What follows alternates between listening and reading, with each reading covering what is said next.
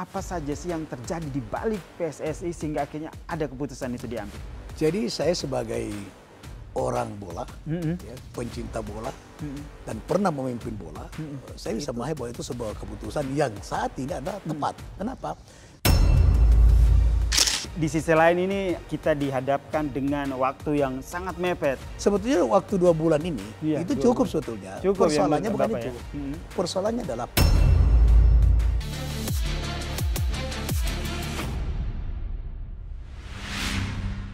Halo Sobat Kompas TV, apa kabar? Senang banget saya Yasir Nene Amo bisa menyapa Sobat Kompas TV semuanya dalam Sportcast yang episode kali ini.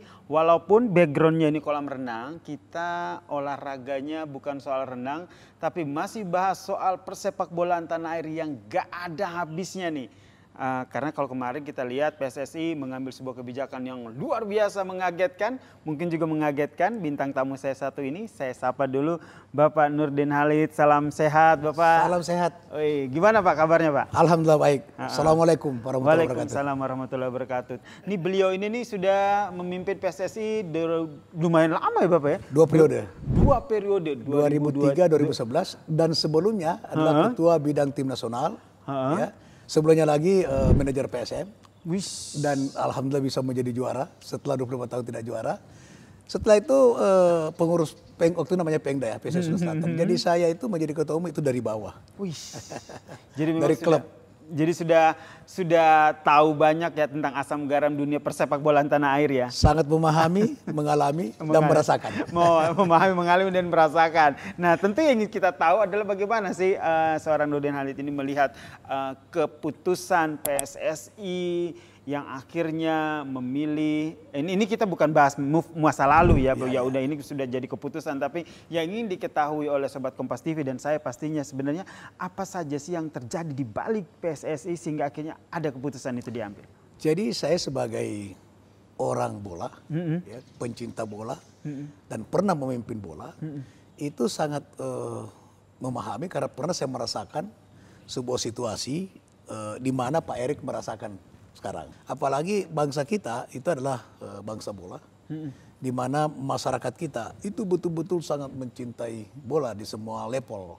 Kita bisa lihat ya, kalau kita di kampung-kampung itu tidak ada hari tanpa main bola. Iya, saya waktu kecil juga di lapangan. Oleh karena itu memimpin sepak bola Indonesia itu memang dibutuhkan orang yang punya waktu yang cukup, punya kemauan yang keras, militansi dan memahami kondisi anatomi. Masih anatomi bangsa ini sebagai bangsa bola. Nah, oleh karena itu apa yang telah diputuskan Perik itu saya bisa memahami bahwa itu sebuah keputusan yang saat ini adalah tepat. Kenapa? Karena ada kemauan besar, ada keharapan besar, ada keinginan masyarakat Indonesia untuk melihat timnas kita itu berprestasi lebih tinggi, khususnya misalnya lolos Piala Dunia. Nah, sekalipun target 2030, tapi kan sekarang ada prospek nih. Nah, setelah melihat pelatih yang STY, juga STY pelatih yang bagus, ya bukan pelatih yang tidak bagus. Pelatih yang bagus, tapi dia diperhadapkan pada kondisi di mana culture sepak bola kita itu tidak sesuai dengan cara, metode yang dilakukan. Kebetulan sekarang ini pemain-pemain timnas kita itu sudah berada pada kualitas di atas rata-rata. Ya, sudah bermain di Eropa, sekalipun di Liga 2, di Liga Belanda Liga 1, sekarang, era divisi. tapi ada juga di Liga 1 gitu ya. Nah, oleh karena itu maka kita beri harapan besar. Dinamika dalam sebuah sepak bola mengganti pelatih itu hal yang sangat biasa. Contoh, di prakualifikasi ini, di grup 3 ini, itu sudah 3 pelatih diberhentikan. Pelatih China, pelatih China, pelatih Arab, ya, kemudian satu lagi pelatih. Sekelas Roberto Mancini, pelatih Arab, itu diberhentikan. Ketika Indonesia berhasil menahan Arab Saudi 1-1 di kandangnya. Nah, kualitas Robert Mancini kan luar biasa, prestasi dan sebagainya, melatih di klub-klub itu. Tapi kemudian mungkin tidak cocok dengan culture pemain Arab. Jadi seorang pelatih diberhentikan di sebuah federasi itu hal yang sangat biasa. Nah, sekarang memilih Patrick Kluivert, culture sepak bola pemain-pemain naturalisasi ini kulturnya kan Belanda gitu. Kondisi ini menurut saya insya Allah ada harapan kita. Amin. Ini doa kita bersama ya.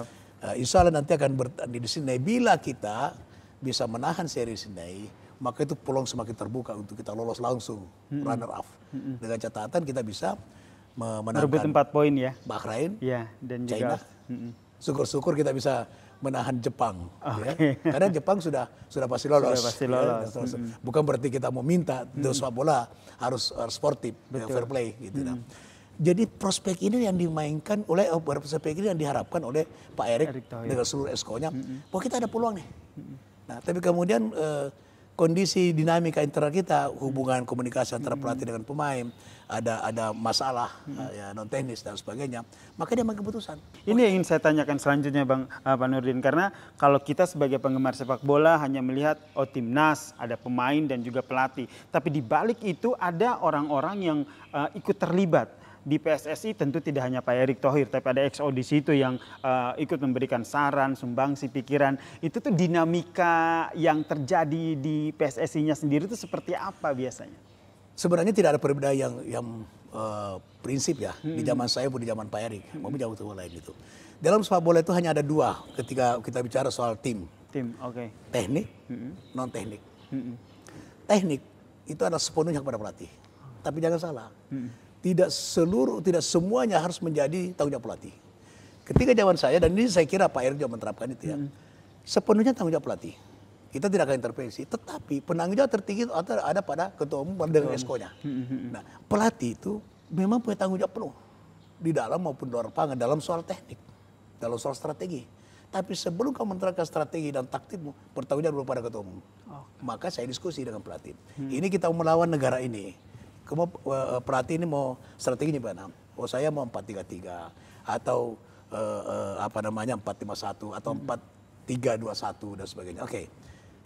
Kenapa strategi itu? Dia diskusi dulu dengan saya, dengan direktur teknik, kemudian dengan ketua bidang tim nasional. Kita diskusi dulu. Nah, setelah itu silakan. Sampai lapangan kita nggak ada intervensi lagi ya. Nah, non teknis itu adalah manajer bersama pengurus. Ya.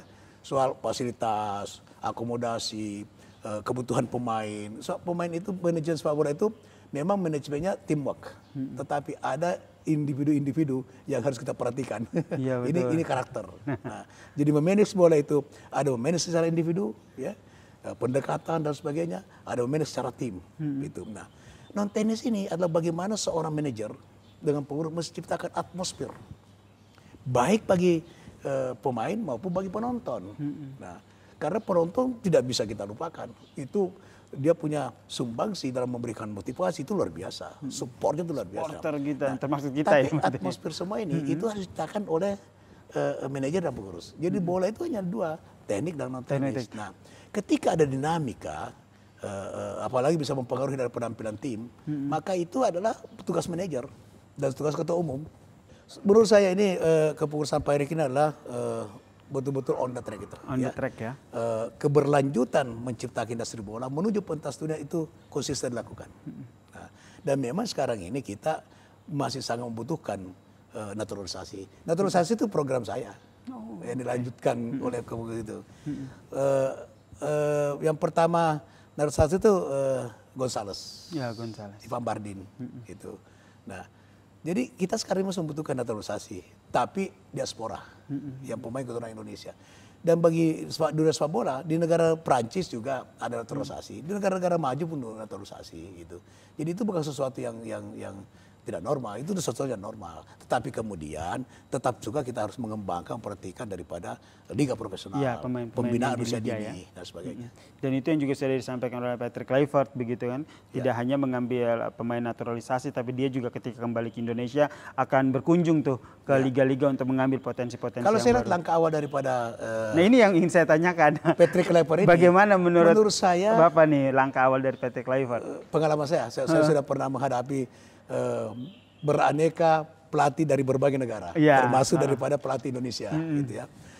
Langkah awal yang dilakukan oleh Patrick Kluivert ini adalah menurut saya seorang pelatih itu sebetulnya adalah dia harus pertama memahami dulu culture, karakter pemain-pemain. Nah, yang dia lakukan sekarang dia bertemu dengan Indra Safri, bertemu dengan Bima Sakti, bertemu dengan pemain. Itu langkah awal yang dia lakukan. Itu bagian daripada dia ingin memahami, mengetahui daripada culture sepak bola Indonesia. Nah, saya mendengar kabar dia bertemu dengan klub-klub Nah, itu kan bagian daripada dia ingin memahami betul. Nah, menurut saya ini adalah pelatih yang punya visi membangun sepak bola Indonesia. Tapi di sisi lain ini yang selalu menjadi pertanyaan publik, kita dihadapkan dengan waktu yang sangat mepet, kan? Tapi ini pelatih baru dengan line up pemain yang mungkin banyak yang menanyakan bagaimana nih akhirnya seorang Patrick Kluivert meramu kemudian memetakan pemain sehingga dapat starting 11 yang akan bertanding melawan Australia nanti di beberapa bulan. Ya, sebetulnya waktu 2 bulan ini itu cukup sebetulnya. Persoalannya bukan itu. Persoalannya adalah pemain-pemain naturalisasi itu sedang bermain di Eropa, ada bermain di Amerika itu. Dan itu kompetisinya masih berlanjut sampai dengan Maret. Jadi tantangan sebenarnya lebih kepada situ ya? Itu salah satu. Ya. Termasuk pemain di Eropa itu masih berkompetisi. Nah, sehingga waktu untuk mengumpulkan pemain adalah sangat terbatas. Rata-rata pelatih nasional di negara maju, di negara modern, di negara yang sudah masuk sepak bolanya, itu memang tidak mau mengumpulkan berbulan-bulan, berminggu-minggu. Nah, itu. Ketika bertanding 1 minggu, kumpulkan, meramu taktik dan strategi, bertanding. Nah, tapi kalau sekarang ini handicapnya ini bukan soal waktu. Soal ketahanan fisik pemain. Dia akan terbang dari Eropa menuju Sydney, gitu. Setelah itu kemudian tanggal 20 bertanding, mungkin tanggal 20 malam atau tanggal 1 pagi terbang ke Jakarta untuk menghadapi Bahrain tanggal 25. Jadi handicapnya di soal itu sebetulnya. Ini yang menarik ini kan, karena kebanyakan mereka melihat bahwa kebanyakan ini kan yang dibahas itu membangun chemistry, taktiknya seperti apa. Tapi Bang Panudin Halid ini meng-highlight ketahanan fisik. Ini yang juga disampaikan oleh Patrick Kluivert begitu kan, bagaimana ketika dia ditanyakan apa salah satu cara untuk memilih ataupun memetakan pemain, yang dia sampaikan adalah ketahanan fisik ini. Betul. Nah, yang Bapak lihat ini seperti apa nih ketahanan fisik dari pemain-pemain timnas kita? Fisik pemain-pemain profesional itu rata-rata bagus, tapi kalau dia berjalan bisa dari Amerika, itu perlu waktu mungkin 18 jam, 24 jam. Belum jet lagnya. Manusia apapun itu pasti terpengaruh. Nah, ini performance-nya itu pasti menurun, itu berpengaruh dalam penampilan itu. Pelatih profesional di dalam meramu strateginya, dia tidak perlu lagi soal chemistry apa dan sebagainya. Dia tinggal lihat, saya mau misalnya Patrick Kluivert dia menerapkan 4-3-3 atau 4-3-2-1 misalnya. Strategi menyerang gitu. Ya. Itu tinggal dia lihat, oh ini pemain yang cocok ini nih. Dia sudah punya daftar pemain kan? Betul. Gitu. Dan dia sudah tahu ini. Dia sudah tahu kualitas orang per orang ini. Ya zaman sekarang, zaman modern, semua medsos sama ya. Semua data sudah disiapkan begitu. Beda kan? zaman kita dulu. Iya betul, semua data. Udah tinggal dia meramu taktik dan strategi dan melihat yang prima, fisik yang prima, baru dia pasang itu. Jadi yang menjadi catatan ataupun tantangan selain fisik itu apa menurut Bapak untuk memetakan pemain-pemain timnas Indonesia nanti berlaga melawan Australia, karena hadapannya ini adalah ajang pembuktian pertama Patrick Kluivert sebagai pelatih timnas. Mengembalikan daripada semangat, kebersamaan. Sepak bola itu kan teamwork, kerjasama, kebersamaan. Di mana pada saat yang lalu salah satu faktor di ganti pelatih adalah ada dinamika internal ya antara pelatih dan ini Patrick Kluivert ini kemudian asistennya. Nah, jangan salah, Alex itu ya, Alex Vasur. Alex Vasur itu seorang asisten pelatih yang sangat jitu dalam mengatur taktik dan strategi. Gitu ya. Nah, Patrick itu leadership. Dia punya harisma entah gitu. Nah, ini satu lagi pelatihnya ini pasangan yang sangat bagus ini. Nah, oleh karena itu maka ketika manajer, dan ini tugas manajer nih, ya, dengan kalau ketua umum sudah pasti dilakukan itu. Bagaimana menciptakan atmosfer di dalam tim ini sehingga melupakan yang lalu. Melupakan bertanding melawan Bahrain yang harusnya menang 2-1, melupakan bertanding melawan China yang harusnya bisa menang, kalah 2-0 itu. Alhamdulillah bisa kita mengalahkan Arab Saudi di kandang kita. Pikiran pemain sekarang ini adalah kita bermain seperti melawan Arab Saudi, di mana kita bisa mengalahkan itu. Australia bukan kesebelasan yang tidak bisa kita kalahkan. Kalau kita lihat posisi pertandingan, ketika Arab Saudi bertanding melawan Australia 1-1 kan? Iya, betul. Ya, 1-1 di kandangnya. Jadi kita mengalahkan Arab Saudi dan kita di kandangnya Arab Saudi kita menang 1-1, berarti kita pun bisa minimal menahan seri Australia. Gitu. Dan saya kira pelatih ini sudah paham tentang itu. Oke, ini membangun semangat dan harapan, mental juga perlu dibangun. Nah, yang ingin saya tanyakan adalah seperti apa nih Pak Nurdin Halid menyampaikan bahwa kepada supporter karena supporter kita kan ini sangat luar biasa animo, sehingga mereka juga ikut sama-sama memberikan support juga. Jangan sampai mereka selalu memberikan aura-aura negatif kan. Wah ini Patrick Kluivert bisa nggak sih? Wah mending si STY dan segala macam. Ada hal yang perlu dirubah daripada supporter kita. Memang di Indonesia ini karena bangsa bola ya, terkadang kita ya, kalau timnas itu menang, maka yang disanjung itulah pelatih dan pemain. Tetapi ketika kalah, yang dihajar, dibully itu ketua umum. Ini karakter seperti ini, bukan karakter ya, ini sifat-sifat seperti ini saya mengharapkan kepada supporter ditinggalkan. Ayo ditinggalkan. Jangan kayak begitu ya, Sobat Kompas TV. Sama ini ya. Saya tahu bahwa banyak sekali supporter, banyak sekali penggemar yang senang dengan STY. Kita pun senang dengan STY, tapi ada situasi di mana STY tidak bisa memenuhi harapan masyarakat, harapan bangsa bola, yaitu memenangkan setiap pertandingan. Sebab masyarakat kita, pencinta bola kita, supporter kita, dia nggak mau tahu, yuk pasang strategi apa, yuk pasang siapa, yang penting menang. Mau pasang naturalisasi 100%, tidak ada yang asli dari kita atau campuran, penonton nggak mau tahu itu. Yang penting Indonesia bermain baik, menjanjikan tonton yang menarik, dan kemudian menang. Betul. Nah, itu aja kan. Sekarang gini, ini sudah berlalu. Kita ada prospek untuk menatap Piala Dunia ini. Nah, ini yang harus fokusnya kita ke sana ya. Seandainya tidak ada manusia Indonesia termasuk Pak Erik pelatih yang tidak mengharapkan Indonesia menang di Australia. Semua pasti Tapi mengharapkan. seandainya Allah Tuhan berkehendak lain, kita jangan langsung membuli. Nah ini nih tolong disampaikan nih Pak Nurdin kepada para supporter, karena itu belum berakhir. Sepak bola. Kita masih ada peluang. Kita masih peluang. Masih ada Bahrain, masih ada China, masih ada Jepang. Itu belum kiamat itu. Nah, oleh karena itu saya mengharapkan supporter. Justru kalau misalnya pemain kita, apalagi kalau bisa berseri, tapi seandainya tidak seperti itu, kita harus tetap memberikan support gitu. Jangan kita mencaci maki pelatihnya, jangan kita mencaci maki pemainnya, jangan kita mencaci maki daripada ketua umum atau SK PSSI. Beri ruang, beri kesempatan, kita support. Karena kita kan mau ini Indonesia untuk betul sepakat masuk Piala Dunia. Semua kita ini mau. Dan saya akan kalau lolos itu gundul. Oke. Ini nazar dari seorang Nurdin Halid ya. Kalau lolos akan gundul. Dan saya puasa akan 3 hari. Nah, insya Allah. Insya Allah. Ini sudah didengar sama sobat Jadi Kompas supporter TV saya mengharap semua kita adalah ingin melihat timnas kita itu berprestasi di tingkat dunia. Dan itu mimpi saya 20 tahun yang lalu ketika saya menjadi ketua umum. Saya mencanangkan sebuah visi PSSI 2020. Industri bola menuju pentas dunia. Amin. Dan ini sudah on track begitu. Sudah on track gitu. On the track betul ini. On the track. Harapan kita bersama ya ini akhirnya persepak bolaan tanah air ini bisa terus melaju on track. Apalagi ini lawan nanti Australia nonton ke sana. Saya nonton insya Allah. Bareng sama Pak Ketum. Ya, saya ketemu ketua umum. Gitu. Saya bilang ketua umum saya akan ikut nonton itu. Wah terima kasih. Oke. Berarti nonton di Australia. Dan saya sudah mengetahui betul apa yang menjadi latar belakang daripada PSSI khususnya ketua umum mengganti pelatih. Saya paham, tapi tidak semua bisa kita sampaikan betul. Tapi yang jelas semua adalah betul-betul semangatnya Pak Erik. Justru Pak Erik itu kenapa mengganti pelatih? Semangatnya luar biasa. Bagaimana memenuhi ekspektasi masyarakat bola Indonesia. Terakhir Pak Nurdin, apa yang ingin disampaikan kepada supporter, penggemar sepak bola tanah air agar kita satu visi, satu misi, satu semangat untuk terus mendukung Garuda muda kita, Garuda Indonesia. Yang pasti saya ingin yakinkan kepada seluruh masyarakat bola, khususnya supporter, bahwa apa yang dilakukan PS sekarang itu betul-betul di jalan yang benar, di jalan sebuah konsepsi perencanaan yang matang, dan itu adalah tanda-tanda untuk menuju pentas dunia, industri bola menuju pentas dunia itu telah tercipta. Ini sekarang tinggal waktu dan peluang. Nah sekarang ada ruang.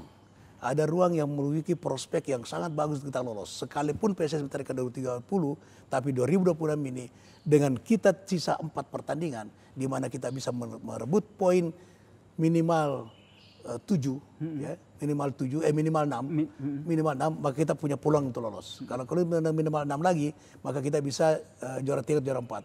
Ada playoff.